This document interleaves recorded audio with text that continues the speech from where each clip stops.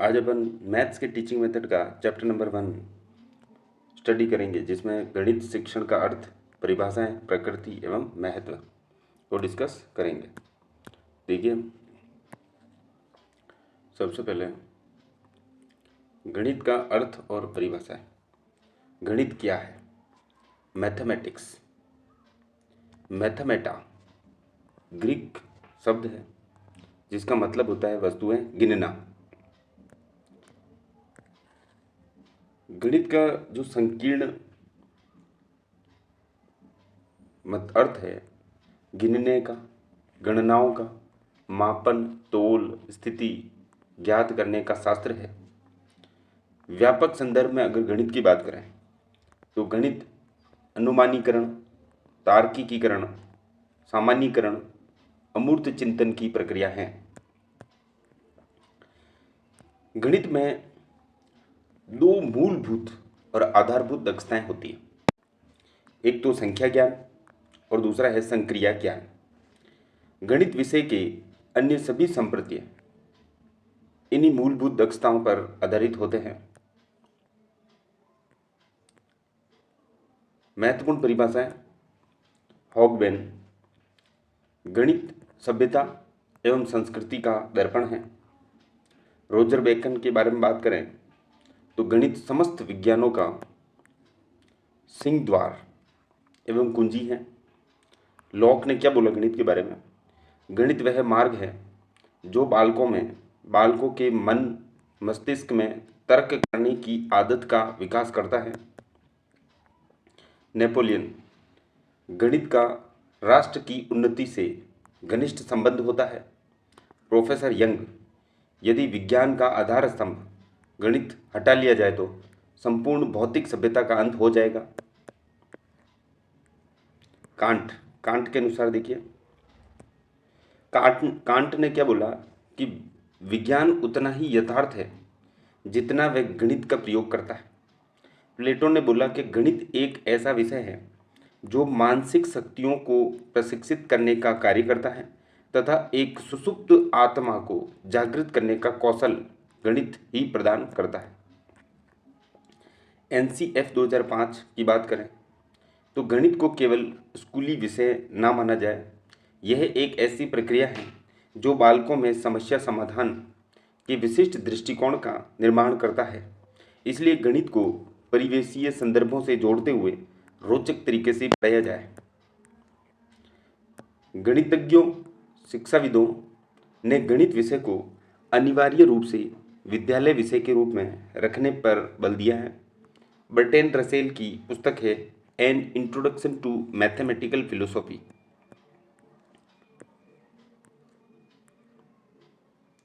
फिर आगे देखते हैं कथन। यहाँ पर 3 कथन है। प्रत्येक बालक गणित सीख सकता है, प्रत्येक बालक को गणित सीखना चाहिए और गणित बालकों की सोच का तार्किकीकरण, गणितीकरण करता है। गणित विषय की प्रकृति, महत्व। गणित विषय की प्रकृति सर्पिलाकार होती है, अर्थात गणितीय संप्रत्यय एक दूसरे से इतने अंतर संबंधित होते हैं कि बिना निचले स्तर का अधिगम किए उच्च स्तरीय अधिगम की कल्पना नहीं की जा सकती। गणित की अपनी एक भाषा होती है तथा गणितीय चिन्ह, प्रतीक, सूत्र, सिद्धांत विशिष्ट निष्कर्षों की उत्पत्ति करते हैं। गणित के निष्कर्ष अविवादास्पद होते हैं, अर्थात वे सभी स्थानों, समयों, परिस्थितियों में समान प्रकृति दर्शाते हैं। उन्हें किसी भी स्तर पर चुनौती नहीं दी जा सकती।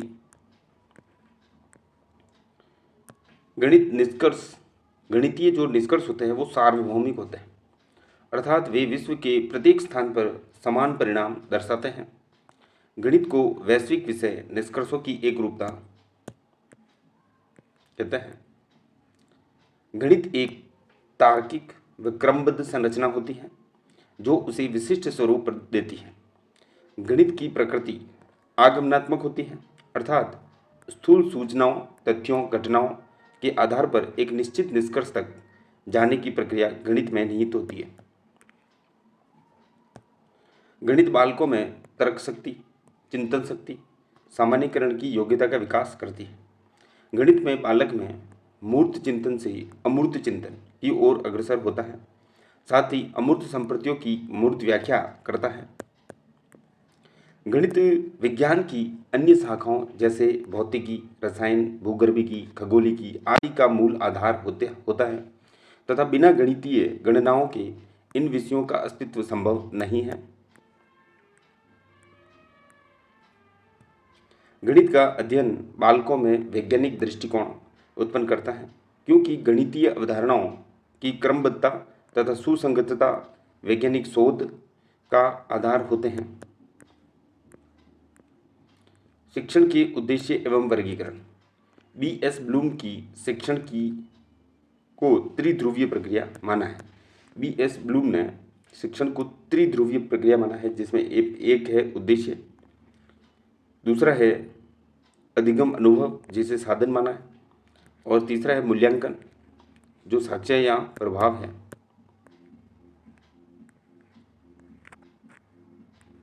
उद्देश्य क्या? उद्देश्य ऐसे वांछित व्यवहारगत परिवर्तन जो शैक्षिक क्रियाओं के माध्यम से बालकों में लाए जाते हैं। वर्गीकरण शैक्षिक उद्देश्यों, सामान्य लक्ष्य या उद्देश्य, और एक होता है शिक्षण उद्देश्य या विशिष्ट या प्राप्य उद्देश्य। तो इसमें अंतर देखिए, शैक्षिक सामान्य लक्ष्य या उद्देश्य जिनको साध्य कहते हैं, और एक है शिक्षण विधियाँ या शिक्षण विशिष्ट या प्राप्य उद्देश्य जो साधन होता है। ये जो होता है शैक्षिक या सामान्य लक्ष्य जो होता है, जो साध्य है, इसका क्षेत्र व्यापक होता है और इनका जो साधन का जो क्षेत्र है संकीर्ण होता है। दीर्घ अवधि में प्राप्त होते हैं, ये अल्प अवधि में प्राप्त होते हैं। फिर तीसरा अंतर इसमें है, इन उद्देश्यों की प्रकृति दार्शनिक और सैद्धांतिक प्रकार की है। इन उद्देश्यों की प्रकृति मनोवैज्ञानिक प्रकार की है। ये साध्य होते हैं और ये साधन होते हैं। इन उद्देश्यों का कक्षा शिक्षण से प्रत्यक्ष संबंध नहीं होता है, अर्थात ये अप्रत्यक्ष होते हैं।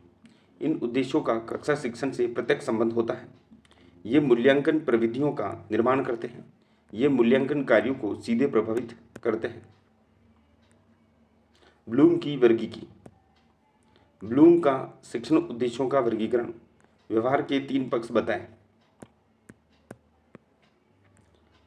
3H सिस्टम, जिसमें हार्ट, हेड एंड हैंड, भावात्मक, ज्ञानात्मक और क्रियात्मक। 3H सिस्टम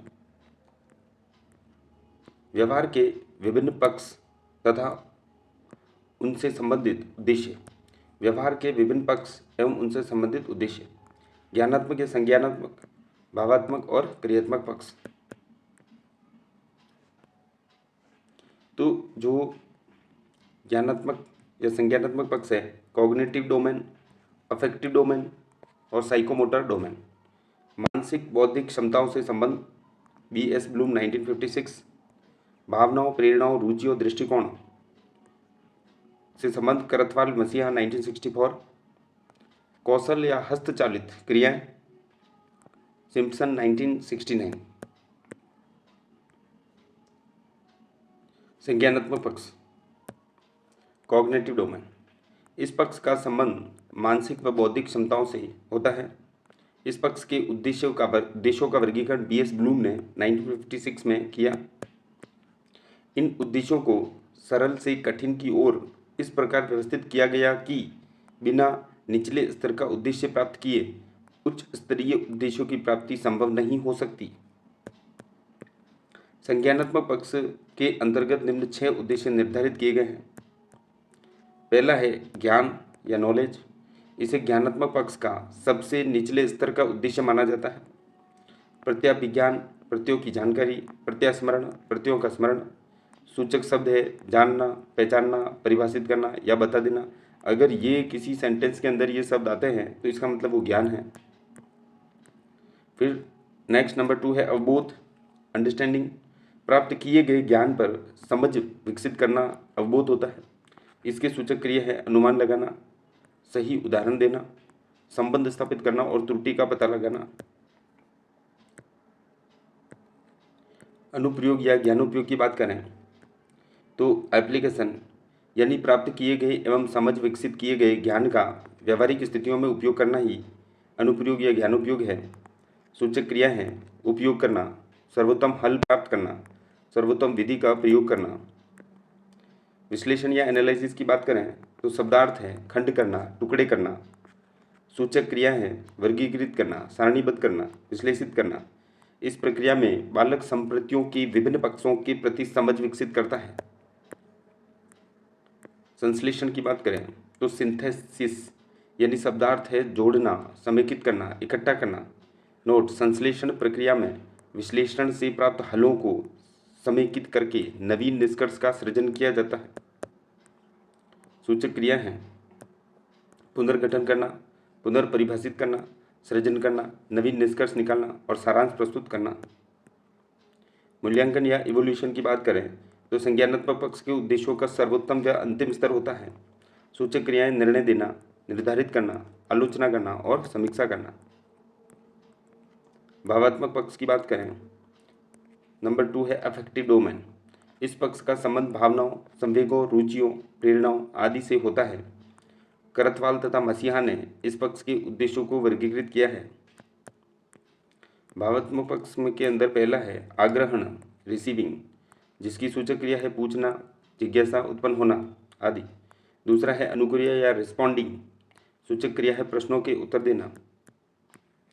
तीसरा है अनुमूल्यन या वैल्यूइंग, सूचक क्रिया है मूल्य देना, निश्चय करना और तय करना।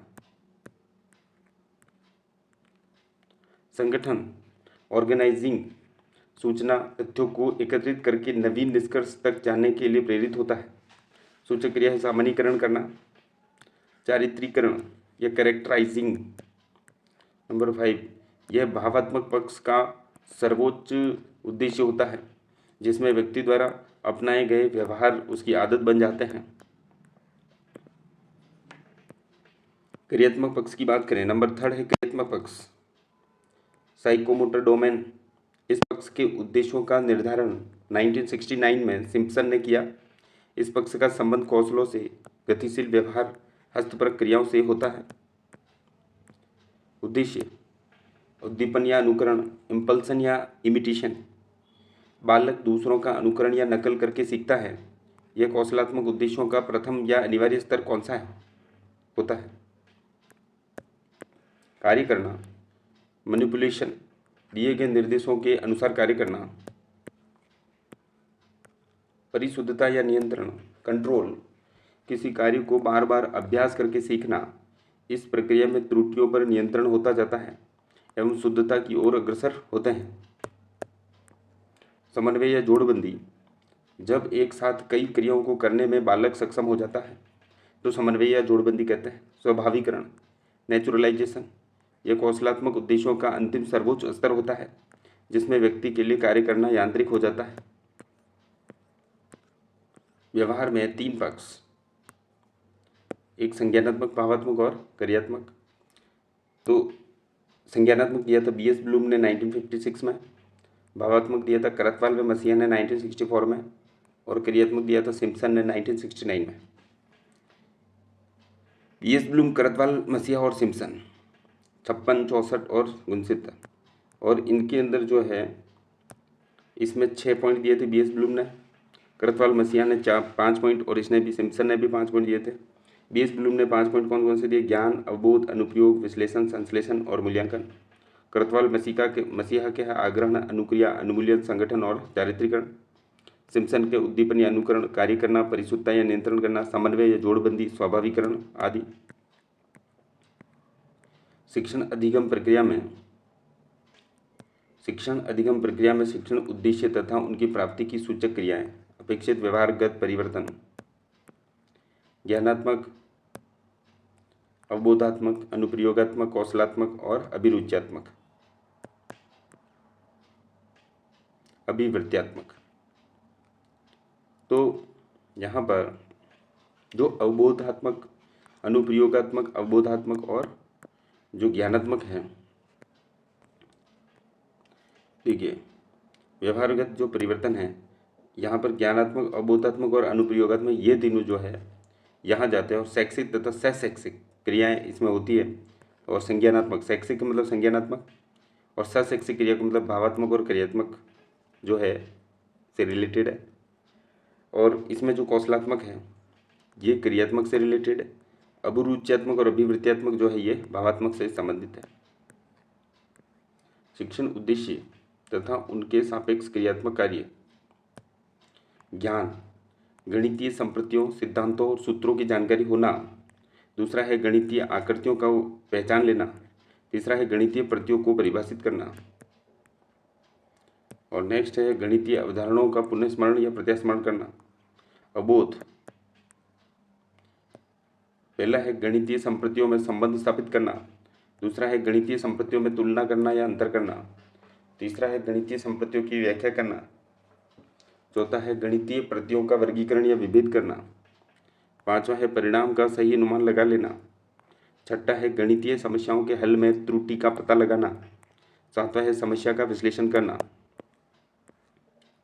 अनुप्रयोग या ज्ञानोपयोग, पहला है गणितीय समस्या के हल की सर्वोत्तम विधि का चयन कर लेना। दूसरा है ज्ञान का दैनिक या व्यवहारिक परिस्थितियों में प्रयोग करना। तीसरा है गणितीय समस्याओं के हल में त्रुटि को दूर करना। फिर है कौशल। कौशल में देखिए, पहला है गणितीय चित्रों, चार्ट और मॉडल आदि का निर्माण कर लेना। गणितीय आरेखों, ग्राफ को बना लेना तथा उनमें दी गई सूचनाओं को समझ लेना। यंत्रों की त्रुटियों में सुधार कर लेना।